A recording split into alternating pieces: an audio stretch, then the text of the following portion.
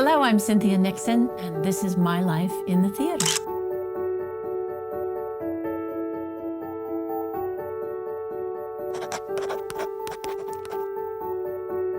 Oh my, okay, the Philadelphia story. Well, yes, this was my very first play that I did at Lincoln Center, which was Broadway. It's at the Vivian Beaumont. And I, of course, had loved the old movie. Virginia Weidler did the part that I did of the younger sister of the main character, who was played by Blythe Danner. And I don't know, I just worshipped Blythe, and I had seen her in so many plays already at that point. And because I had only been doing film and television, I would go home and I would show my mother. I would sort of rehearse in front of her and show her what they were asking me to do. And I was like, isn't it too big and horrible? And, you know, and she was like, no, it could be bigger. I was cast by Mike Nichols in The Real Thing when I was 17. And I had done a lot of other plays and films and television at that point, and it was only one scene. So I remember being trepidatious about that. It's Mike Nichols, it's Jeremy Irons, it's Glenn Close, it's Christine Baranski. How can I not do this? And I loved one thing that Mike Nichols had me do, which was that it's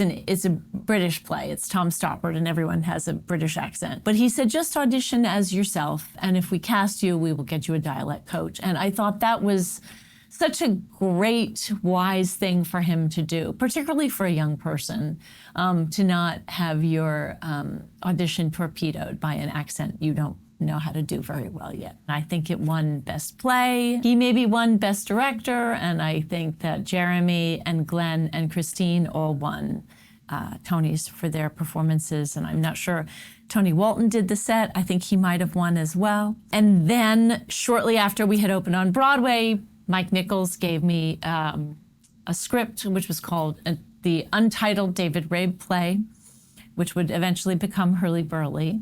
And he listed the very starry cast. And he said on his beautiful stationery, William Hurt is Eddie, Christopher Walken is Mickey, Jerry Stiller is Artie, Harvey Keitel is Phil, you are Donna, and Yardley Smith is Debbie, which meant that Yardley Smith, Lisa Simpson, who was understudying me in The Real Thing, would go on if I would come and be in this play, which I was thrilled to do. And we went out of town to Chicago. We played in a small black box 99-seat theater at the Goodman. It was very long. I think it was like 4 hours at that point, and we just kept cutting and cutting and cutting. But we were a hit, and then we brought it off Broadway, and we were a bigger hit, and then we moved it off-Broadway to Broadway. We were at the Promenade. Mike and the company had always joked that I could actually do these two plays at the same time, because I was in the first act of Hurly Burly, the second act of The Real Thing, and the third act of Hurly Burly again. And then Yardley went and did a movie, and her understudy didn't work out so well. I happened to be out with Mike and a bunch of people, including Whoopi Goldberg, because Mike had just directed her show, and it was a one-woman show, so she was lonely. She didn't have a cast to go out with, so the Hurly Burly cast became her cast. I said, you know, Mike, I heard that Yardley's replacement isn't working out too well. You know, I could do both parts. And he said, I will call your agent in the morning. So I did these two plays, which were 2 blocks apart. One was at the then Plymouth Theater, I guess now the Jacobs, and the other one was at the Barrymore, 45th to 47th Street, and back again. And I did both curtain calls. And Mike gave me a raise when I came back to The Real Thing, because he said I had more credits now. So that was in 1983 and 1984, and I was also a senior in high school. And then when I graduated and started my first year at Barnard College, that is when I started to do the plays at the same time. And I gave my 2 weeks notice in December of that year, which I guess would have been 84, because I was taking a geology class, and I was really scared I was going to fail the final. So I decided I needed some time to study. This is Romeo and Juliet. So this is at Public Theater. So the first play that I did, I was 14 when I started to do that play, and he said, well, you must play Juliet. Juliet is 14. I spent the years in between. I was 21 when I played it, and I spent those 7 years really working on it myself. And I had auditioned to play every single ingenue at the Public, Ophelia and Miranda and Perdita and you name it. But I don't know, they cast me as Juliet, and that's the one to get if you're going to get one. And I think it was all those years of working on it myself. Peter McNichol was Romeo, Courtney Vance was Mercutio, and Mira was the nurse. Randy Danson was Lady Capulet. And I'm trying to think who. Oh, Milo O'Shea did the friar. He reprised his role from the Zeffirelli film. And Les Waters directed it. It was my first Shakespeare and his first Shakespeare. So that was my senior year of college. And then this is the Heidi Chronicles, right when I graduated from college. So that would have been 88 and 89. I had been a child actor, obviously. I had started working when I was about 12. And my parents were always very careful to remind me that child actors don't often make the transition to being adult actors. And this is just for now, and you're putting away money for college and that kind of thing. But when I graduated from Barnard, I was in Romeo and Juliet. I had an offer to do the Heidi Chronicles. I had an offer to do Woman in Mind at Manhattan Theater Club. And I thought to myself, well, and I was actually doing also at the same time a TV series for Robert Altman. And so I thought, well, I've graduated. I'm 21, 22 years old. I'm an adult now, and I'm still getting offers, so I think I can now officially say I'm an actor. I replaced Sarah Jessica Parker, who had done it off-Broadway. It was moving to Broadway. I did the last few weeks of the run at Playwrights Horizons, where it originated. It was my first time working with Dan Sullivan, who I would work with a number of times. And I was a big fan of Joan Allen. She won the Tony for it. Peter Friedman, Boyd Gaines. Boyd won, but it was such a toss-up between him and Peter because they were both so incredible. Joanne Camp was also nominated. And it won the Pulitzer while we were on Broadway, which was so exciting for all of us, and most especially for Wendy Wasserstein. Again, great set. The Scarlet Letter. This was at CSC. This was the first time I worked with Lisa Peterson, or maybe it was the second. I can't remember. I think it was the second. And this was Phyllis Nagy, who then later, I'm pretty sure, wrote Carol for the screen. This was her adaptation of Nathaniel Hawthorne's Scarlet Letter. We did it at CSC. John DeVries was also in it. And I don't know, it was a very, it's a very spooky novel. Angels in America, yes. So I had auditioned to be in the original company of Angels in America, and I wanted to be in it so badly, but I was not cast. But then Marcia Gay Harden, who was cast, was leaving early. F. Murray Abraham and I stepped into those roles. Murray and I knew each other because I had been in the movie of Amadeus and he had played Salieri. And to get to be there with pretty much most of the original company was incredible. It's, both parts are like 3.5 hours. And I always think about when we did it during Pride weekend. Audiences always loved it, but it was so electric because all the queer people in the audience who weren't just from New York, but who had come from all over the country, they knew that it was really for them, and it felt like it was being in the USO or something. And then I was cast in Indiscretions, which is the Jean Cocteau play. It's originally, its French title is Les Parents Terribles. We always hear of L'Enfant Terrible, but this is the terrible parents, not the terrible child. It was Jude Law's introduction to American audiences. He was 21, I was 28 at this point. Kathleen Turner played his mother, and Roger Rees played his father, who was also my lover. It's a French farce that ends very unhappily. And Eileen Atkins was his aunt.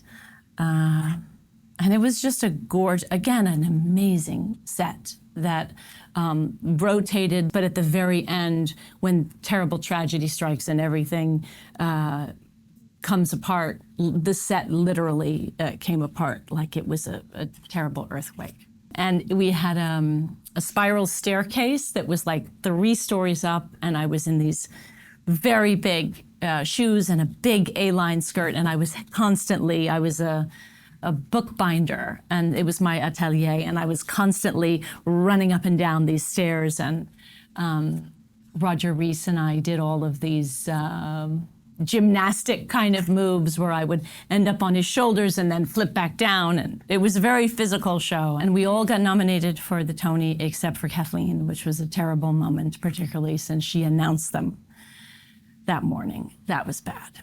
The last night of Ballyhoo, Alfred Urie's play, I replaced Jessica Hecht, who originated the role. And I remember it most especially because it was the first Broadway show that I did after my oldest child was born. And I remember he turned 1 in that theater. And I remember he was the first place that he stood up by himself. It was a very sweet play, old-fashioned kind of play. Paul Rudd was in it, and Terry Beaver and Celia Weston. I was home all day with my kid, and I always remember I was just before curtain. I would go in and I would sit down on the couch and I would think, oh, I've been on my feet all day. Finally, I have a chance to rest. And then the curtain would go up, and I'd think, oh, tomorrow I can't. I've got to take it easy. I can't show up at the theater this exhausted. At the Vagina Monologues at the West Side Theater, I don't remember how old I was. I only did it for 2 weeks. Everybody only ever did it for 2 weeks, but I did it with Rita Moreno and Marlo Thomas, which was a super, super treat. I don't know. It was a great experience. The Women, so I did The Women in 2001, and it was my first time working with Scott Elliott, who I've also worked with a number of times. It was a very starry cast. Rue McClanahan, Julie Halston, Amy Ryan, Jennifer Coolidge, Jennifer Tilly. I had lunch with Scott to consider me for the Nora Shearer part, the woman whose husband cheats on her and she leaves him and realizes she's made a mistake. And we were having this lunch, and it was kind of the height of the Sex and the City time. So I was all of a sudden being really considered for leading roles. And he said to me, I just think you don't look old enough. And I was very adamant. And I really kind of leaned across the table and I was like, I'm 35, she's 35.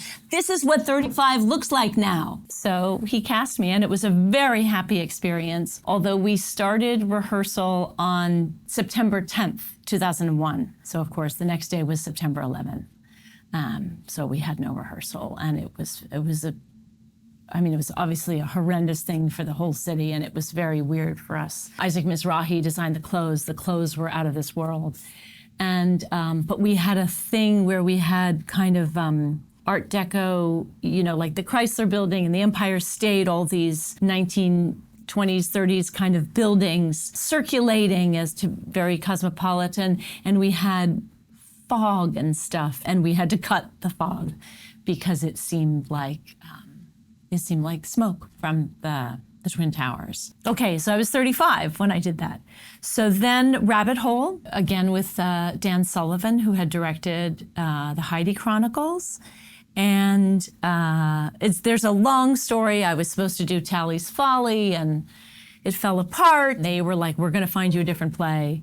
And they found me Rabbit Hole, which was amazing. I won the Tony for it, and I'm pretty sure the play itself won the Tony? Yes, okay. It's about a family who loses a child and trying to get over that. It's very tense and it's very claustrophobic, but I think Dan Sullivan had such a great idea with how it would be designed, where it was a very realistic looking, beautiful suburban house. We needed to show the living room and the dining room and the bedroom, and there were stairs. And so when the characters would move from one room to another between scenes, the whole set would rotate. It was great because it gave the audience time to, it's a very intense play, gave the audience time to breathe between scenes, but also it provided some movement because the play is really very static. And so John Slattery played my husband, and Tyne Daly played my mother, and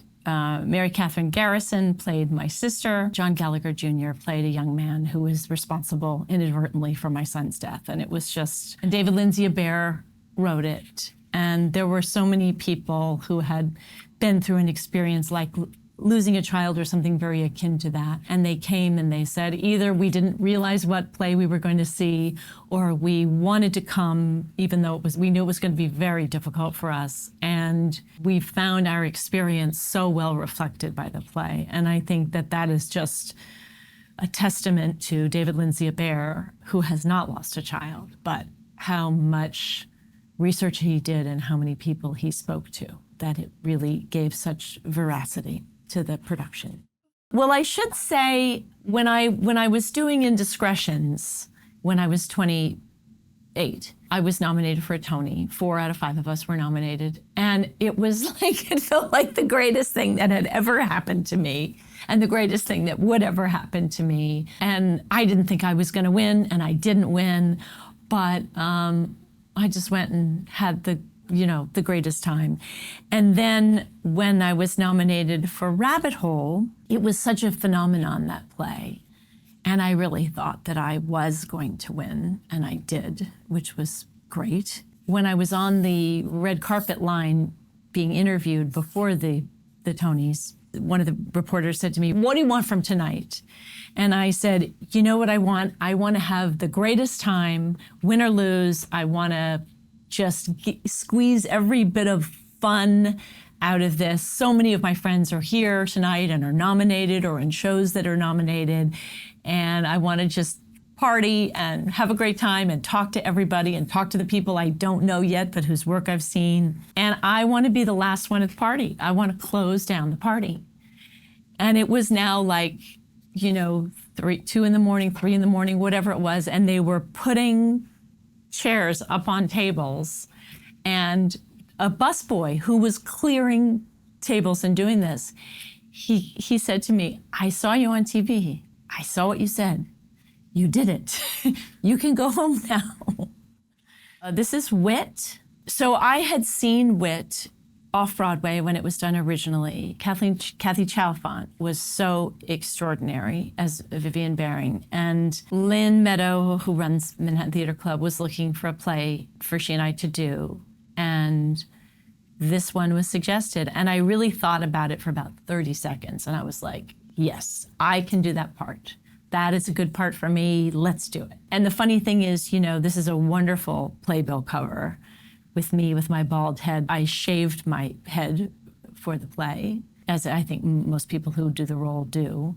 And then I waxed my whole body because she's naked at the very end when she dies and sort of ascends. And because she has no hair because she's having chemo. Wonderful people. Cara Patterson was the nurse. Greg Keller was the insensitive doctor. Suzanne Burdish, who I had enjoyed for so many years in so many Royal Shakespeare productions that had been televised. She and I were nominated opposite each other the first time I was nominated for Indiscretions, and she played Vivian's beloved teacher. And so it was wonderful to play a role that was so juicy and meaty. And I will say also that Margaret Edson, who wrote it, it's such an incredible play. She really wrote it about AIDS, but she changed it so that it was about a woman who was dying of ovarian cancer. But I had 2 really good friends who were a couple who died of AIDS, and I saw them die. And there were things like that I could, because Vivian's she dies and she's in a lot of pain, and we see her in a lot of pain. And between that and frankly, my experiences of childbirth, there was a lot that I could bring to that. And I think that that's one of the things that made the performance really effective. Okay. Here is The Real Thing. So I had obviously been in The Real Thing when I was a teenager, and Sam Gold decided he wanted to do it at the Roundabout with Ewan McGregor as Henry, the Jeremy Irons role, and Maggie Gyllenhaal, who was so incredible. She did Annie, which is Glenn Close's role, and I was doing Christine Baranski's role. She had been my mother. And Josh Hamilton, who was like a great friend and who was at one point in our careers, I think we had worked with each other more than any other people. We've done like 7 things together. We're not a pair, but we're like the second leads after Ewan and Maggie. It was so different, particularly physically it was so different and the music was different. Mike Nichols and Tom Stoppard, when we did it originally, I know spent a lot of time winnowing, weeding, getting rid of anything extraneous, but also, even though obviously it's a British play and we're all using British accents, to try and take out phrases and words that are so distinctly British that an American audience might not understand. I still, because I had been a kid and kids remember everything, I had so many alternate lines that had been considered and whatever, and I just kept keeping up with those. And what was great was Mike Nichols and Tom Stoppard were both there at the opening night, and Mike Nichols died not that long after the production opened. So it was great to see him, and Christine Baranski and Glenn Close and Whoopi Goldberg and I all had lunch with him like a week or two before he died. And I'm not sure that would have happened or that I would have been included if I hadn't just reconnected with him over The Real Thing. The Little Foxes. Laura Linney and I have known each other for forever. When she first showed up, I would be turning down roles that were a little too small for me, and she would take them. And then in, maybe 3 years, we were then up for the same things, and she would get them, and then she just, left me in the dust. I don't know, we're very similar in some ways. We're both blondes, we're the same age. We grew up in New York, in Yorkville, the same little part of town, raised by single moms. There's so much that we have in common. I heard they were doing The Little Foxes, and I heard Dan Sullivan was directing it. And I said, Regina, I'd like to play Regina. That's a part I've always been interested in. And word came back, no. So I thought, okay, well, they have somebody attached. And my guess was either they have Laura Linney or Mary Louise Parker attached. So then I started thinking, what about Birdie? And they were doing a reading, and I was like, could I do Birdie at the reading? Well, they had already cast. I was like, okay, never mind. I'll just let that one go. Not that long thereafter, I got a call from Lynn Meadow, whose theater it was being done at. And I assumed she was going to offer me Birdie in the production, and I think I had decided no. She said, you could tell she was really excited on the phone, and she said, I'm calling to offer you the roles of Regina and Birdie in Dan Sullivan's production of The Little Foxes. And I was like, what? What does that mean? She said, we want to do 2 casts. Well, the same cast, but these 2 roles, we want the women to switch and have you and Laura alternate. And when I talked to, once we sort of got going and I accepted, it became, Dan told me, like, this was Laura's idea. This was totally Laura's idea. I mean, I think that's just a testament to what an incredibly generous, confident person she is. She doesn't mind sharing her roles, right? Laura somehow remembered that I had said I always wanted to do Regina. Laura always felt like she had a hard time with Regina, and she didn't really understand her and had trouble empathizing with her. This was before she played her. And she really wanted to play Birdie, because Birdie she really got. And her family is from the South. But everybody said to her, you're Laura Linney, you can't do Birdie. You've got to do Regina. But Laura thought of a way to do both and have me do both. And she said, guys are always getting to do this True West or, back in the day, Othello and Iago, when white people were playing all those roles. There are all these classical roles that 2 guys trade off. But it's very hard to find 2 women's roles that are meaty enough to have 2 leading ladies do them, but this is pretty good. It does remind me, Eva Le Gallienne, who I auditioned for when I was like 15 to play Alice in her famous production of Alice in Wonderland with the Tennille illustrations. I was not cast. Kate Burton was cast. Made me very sad. The reason that Eva Le Gallienne wanted to do Alice in Wonderland again and had thought of doing it in the first place was because she and her lover did The White Queen and The Red Queen, which is one of the examples of like a play with 2 great parts for actresses of a certain age. But certainly The Little Foxes is another one. And it was very I don't think for Laura. I think she's a more confident person, and she went to Juilliard. I don't really have any training. It was very harrowing for me to watch Laura be so great in our rehearsals, but we eventually all found our own way. Because when you're in rehearsal, you just feel like nothing you're doing is right. And of course, a lot of what you're doing is right, but it doesn't feel like it. And then to see another person who seems to be sailing through is very difficult. I was nominated and I won. And I didn't know that I was going to win. I thought I might win, but I didn't know. And it was, shortly after Donald Trump had taken office. And so I was able to quote the play, "There are people who eat the earth and other people who stand around and watch them do it." It was a great little bit of Lillian Hellman's best writing that was so appropriate to the moment. So then the 7-year disappear, and this is something we had in development for a long time. I had done a lot of readings of it, and it had been sent to me. Jordan Stevie wrote it, and I hadn't known his work before. And the amazing Taylor Trench played opposite me, and he was my choice. Directed him in a reading, and I think he's the most extraordinary musical performer, but also dramatic performer. And he has such a range from, choir boy to like scary, dangerous. And I played his mother, but the point of the play is his mother disappears for 7 years. What we see in the play is not where she's been. We never find out where she's been. I play all the people in his life, and male lovers and female friends, and a date in a restaurant, or a random person on the street. And it was Scott Elliott directed it, and I think directed it so beautifully. There is an amazing performance artist named Marina Abramovic, who is European, and this was sort of based on her. And so I was playing a character named Miriam, who was like an American version of Marina Abramovic, and it was so much about being a mother and being an artist. And when you're an artist whose work is all-consuming, your kid being collateral damage, and your kid being so wrapped up in your art, particularly when your art is autobiographical. I can't imagine having done it with anybody but Taylor. And Taylor and I are now working together blissfully on The Gilded Age. So I want Taylor Trench to be in every project I ever do for the rest of my life. And here's Marjorie Prime.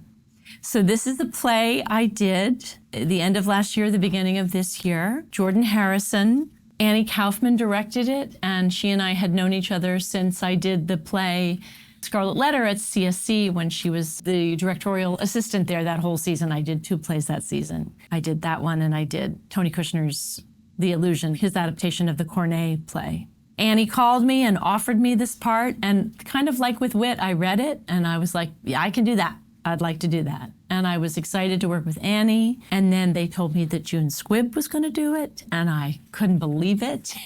And June is and was 96 when we did the play. I don't even understand how it's possible. I mean, she was so everything. She was so funny. She was so touching. She was so sure-footed. Every joke was beautifully teed up. Every emotional moment was just pitched exactly right so that it wasn't sentimental. It was just harrowing for the audience. We all, except for Danny Burstein, the wonderful Danny Burstein, and Chris Lowell, who plays my father, even though he's younger, he's a robot version of my father. He had played my young lover when I had done a modern adaptation of Phaedra in Williamstown years ago, and it was like 10 years before, and it was just an incredible cast. And we've also just won the Drama Desk for Best Ensemble. Such a great award for us to get, because we were so, the 4 of us, so different in every way, but so connected, and such an equal, it was like there wasn't really a leading character or a leading actor. It was like we were all equally powerful and, I don't know, equally working together. It was great. But I will just say the last thing about June Squibb, which is a friend of mine came to see it. And in the first half of the play, June is the character herself, and then the character dies, and then she becomes a robot version of herself. And my friend said, all the kind of hesitation and uncertainty, that was just her characterization of the human.